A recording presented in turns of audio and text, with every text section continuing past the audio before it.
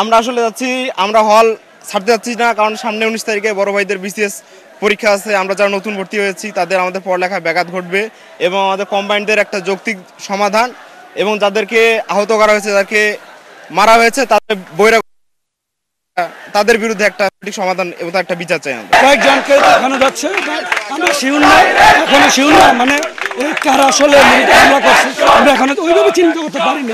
আসলে আমাদের পোলাপানদের উপর হামলা করেছে অতর্কিতভাবে, আমরা সে সময় আসলে প্রস্তুত ছিলাম না। আমাদের এখন দাবি হচ্ছে বিশ্ববিদ্যালয়ের প্রশাসনের আলটিমেট 12 ঘন্টার মধ্যে পদত্যাগ।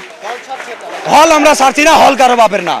হল ছাড়ার যে বিষয়টি হয়েছে এটা সম্পূর্ণ পূর্ব পরিকল্পিত এবং আমাদের এই উদ্দেশ্যকে নাকচ করে দেওয়ার জন্য হয়েছে। সুতরাং আমরা ইনশাল্লাহ হল ছাড়বো না কেউ, এবং আমরা রাস্তায় আছি এই আন্দোলনের পাশে এবং এই আন্দোলনটাকে হাসিল করার জন্য আমরা সব সময় থাকব।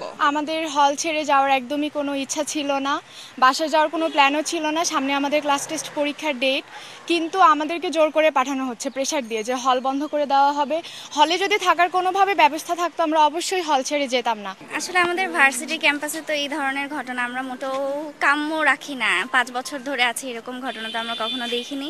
তো প্রশাসনের কাছে এটাই আশা থাকবে যে তারা যাতে সমস্ত ঘটনার সুষ্ঠু বিচার বা তদন্ত করে এবং আমরা যাতে শীঘ্রই হলে ফিরে আসতে পারি। হঠাৎ করে রাত্রে 9:30টায় ওনারা বলে যে হল ছাড়া দিতে হবে। অনেকের তো বাসা দূরে, কোনো প্রিপারেশন নাই, তো একটা ভোগান্তি হয়েছে সবারই।